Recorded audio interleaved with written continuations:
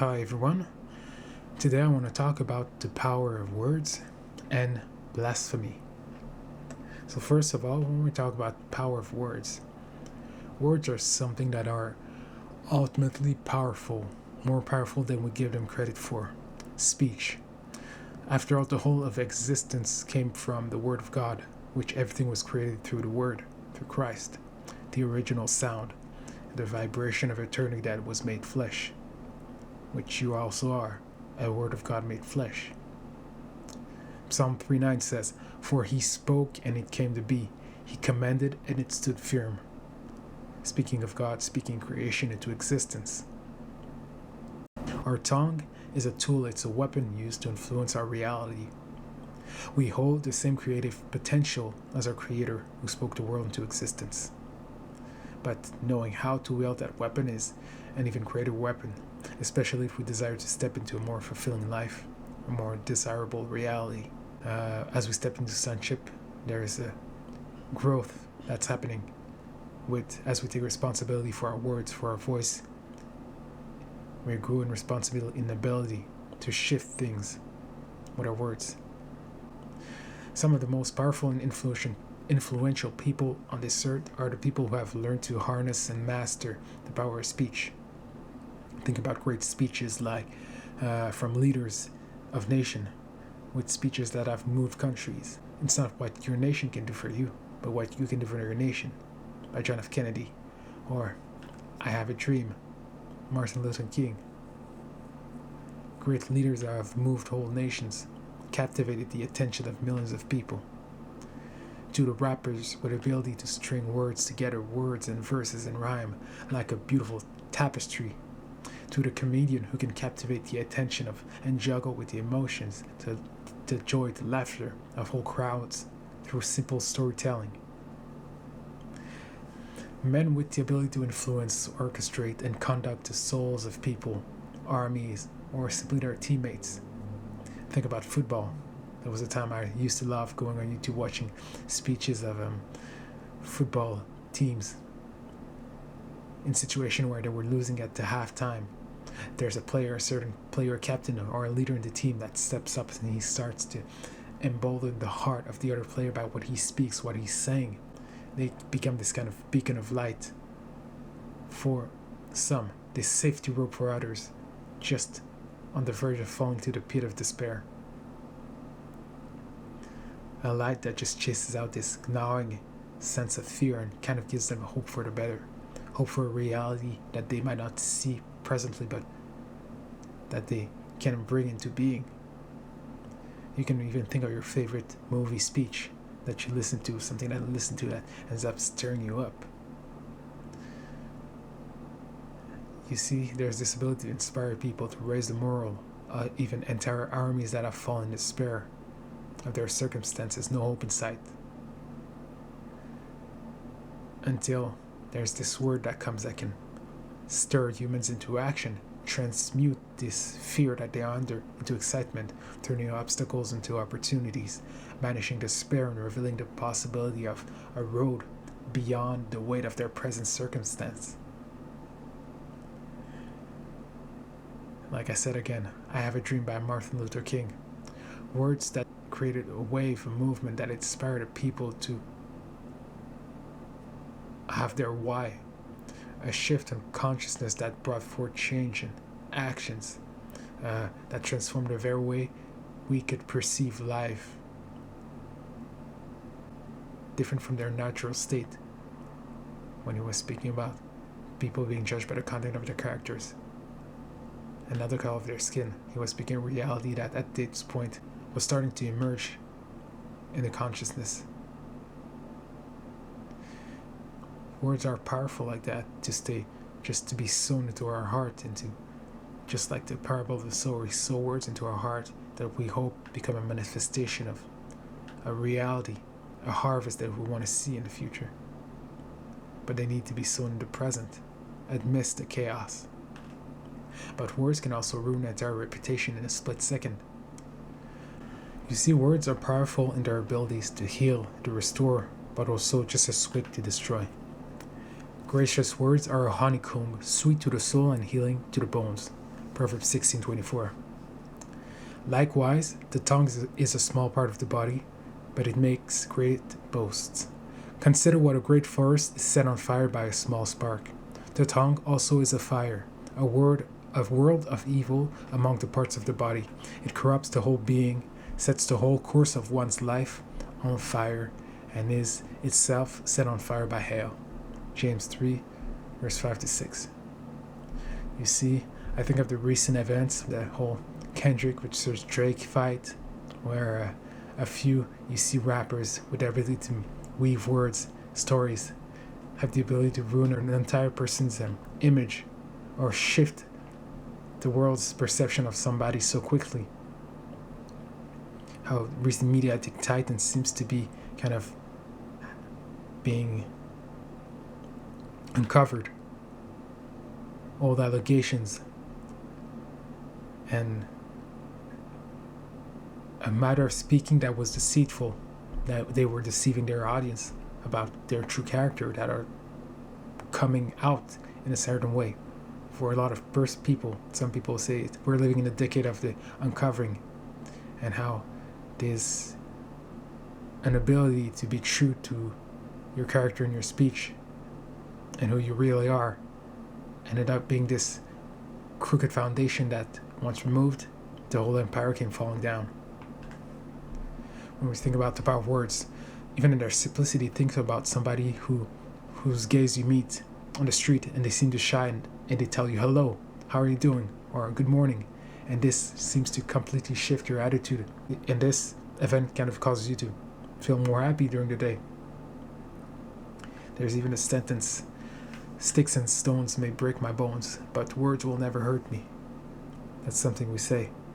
While there's some truth to that statement, to our body maybe, but when we ask our soul how our soul is faring instead, messages from a soul that it's in desperate need of healing, instead of numbing, instead of distracting it, especially if it was hit with a certain poisonous dart, things that were said to us, lies, beliefs about ourselves that have stuck, especially things that have been said to a brain that hasn't fully developed yet in our youth, having no way of defense, no foundation of truth solid enough to against the repeated words of an authority figure that you might have relied on to navigate most of your world, that have maybe wrongly hurt you.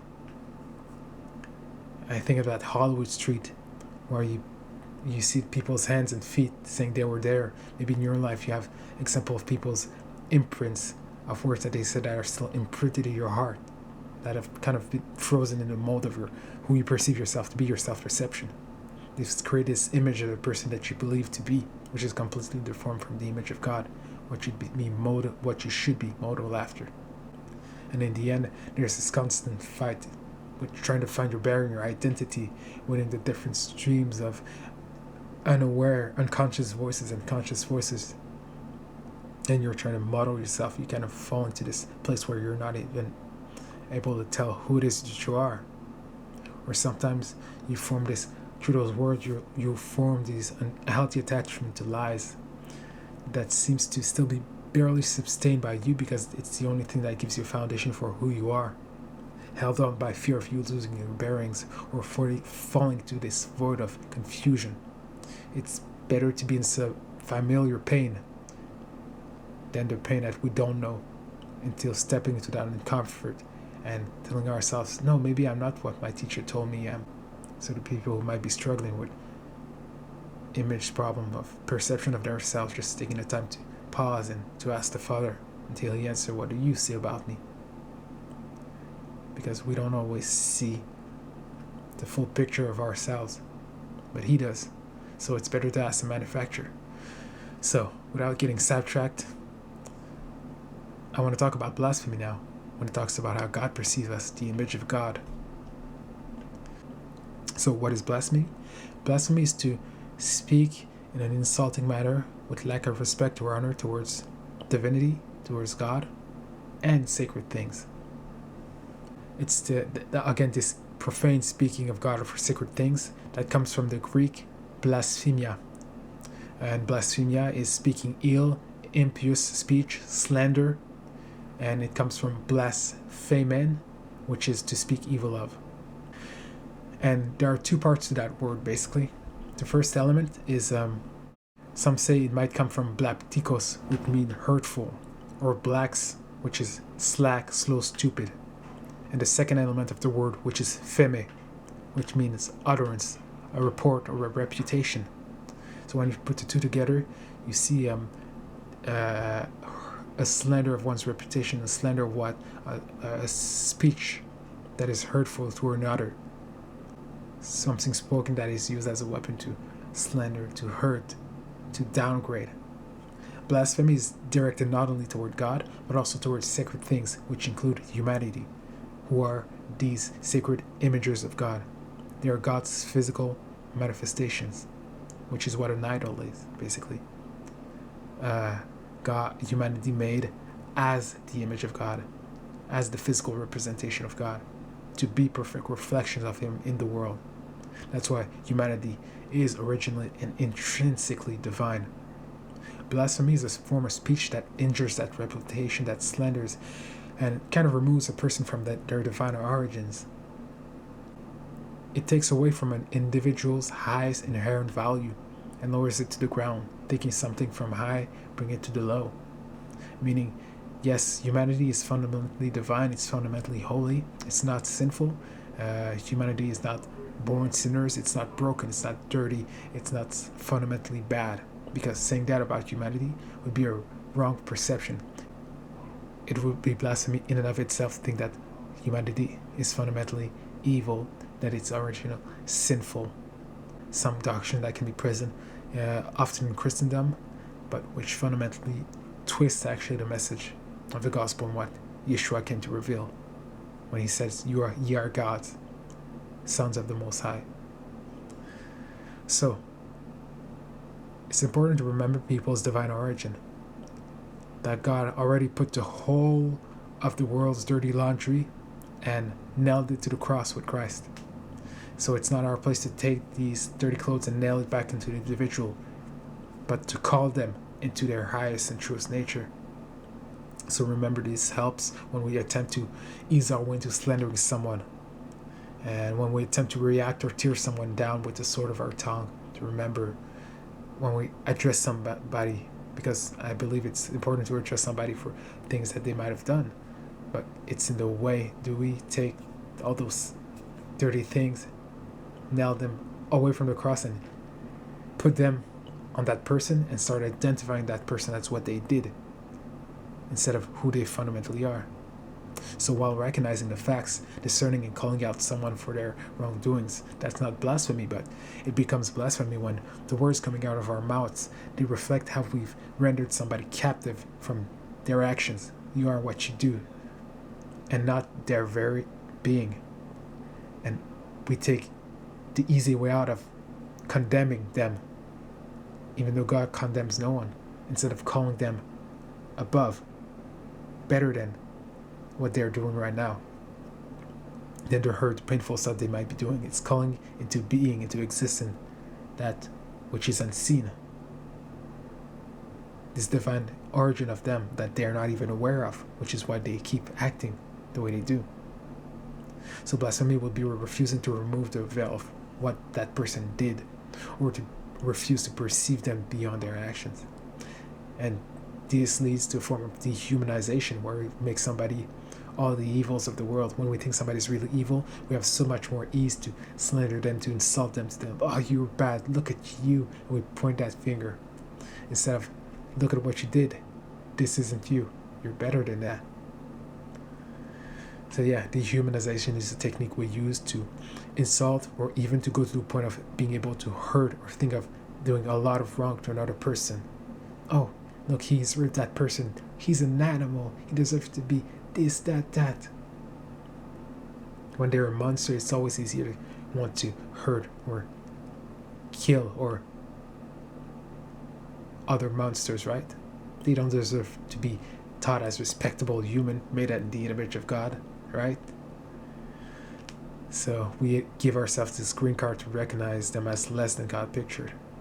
More often we can even do that to people who have different religious or political opinions than us, and that's a pattern that even in myself I sometimes I've realized, and that social media definitely has not helped in the time that we live, where we can just start pitting somebody into a group because of what they believe, and then decide, oh, you're less than because, and we've been framed in a way. This is how the world functions: divide and conquer, right? Matthew 25, verse 40. Truly I tell you, whatever you did for one of the least of these brothers and sisters of mine, you did for me. And I think that's something that goes in the positive and the negative. Because Christ is in all. God is all, and He is in all. So what we do to other people, we also do it in a way to God. Because 1 John 4:20 says, whoever claims to love God, yet hates his brother or sister, he's a liar. For whoever does not love his brother or his sister, whom they have seen, God, he cannot love God, whom they have not seen. So it's our neighbor, whether regardless of where they are in life, what they believe, what they do. We should learn to change into the simple other them, put them in the box, slander them, which is a form of blasphemy, but raise them up in the relationship or trouble with other people. I remember the story where there was I had a friend who had a daughter, and she had trouble with her because it was almost like her daughter was always acting to make her mother mad. There was a situation that happened, and basically she sometimes wanted to just start calling her out for stuff and just laying it out on her. But there was a point where she started actually telling her daughter about the dreams that she said she used to have. The daughter's dream about helping poor people and doing stuff like that, and saying that the things that you're doing now, you used to have all those dreams, all those things in your life that you wanted to do. And when she touched that point, that dream that she had, that thing that was divine in her that led her to want to help others, when she brought that up into her, when she was calling that inside of her, her daughter started feeling emotional, and it touched her. There's always this string within people. We got to remember which lens are we using. The lens of what they did physically, materially, how we see it. And we're trying to rip it off them by force. Stop doing that. Stop being like that. And while sometimes those things must be discerned and be called out, we got to remember, is there something else that we call within them to encourage them? Yeah. So, this is the power of words and blasphemy. We've all been marked in our ways by words. The words that we have in our hearts still, they build us up, they launched us, or some of them, they literally just paralyzed us in the past, leaving pieces of ourselves like stuck in status in the past, anchored. And words can also be the answer for a lot of those things, to set us free from the things that keep us bound. And the words that we speak to ourselves, noticing the self-talk, changing the self-talk into a positive matter, this can be an actual light, a balm to our soul. And Ephesians 4:29 says, do not let unwholesome talk come out of your mouths, but only what is helpful for building others up according to their needs, that it may benefit those who listen. Imagine somebody you cared for really, and you were that person. How would you talk to yourself then? The person you care for the most. Sometimes when we do that, when we replace that person we care for with ourselves, we start thinking, oh, should I keep talking so negatively about myself? Because we should be building ourselves up as well as others. Words are really powerful tools, and all of this, understanding this is part of our sonship. It's part of growing up. It's part of mastering our speech. Because James 3:2 says, we all stumble in many ways. If anyone is never at fault in what he says, he is a perfect man, able to control his whole body. In this process of sonship, we're growing in maturity, in perfection, and learning to master our speech, to being careful, to noticing when we think, what we say about others, because it's not just it's just an afterthought. It's just this. It's just that. There's no much influence, right? How can we hope to step into a power when our words may have maybe even more power of creation? How can God trust us with this power of speaking things into existence to a higher degree if we don't learn to be careful about those things in the small ways we speak about ourselves and others. All right, so that's about it for today. Thanks for listening, and yeah, I'll be seeing you in the next video. Peace.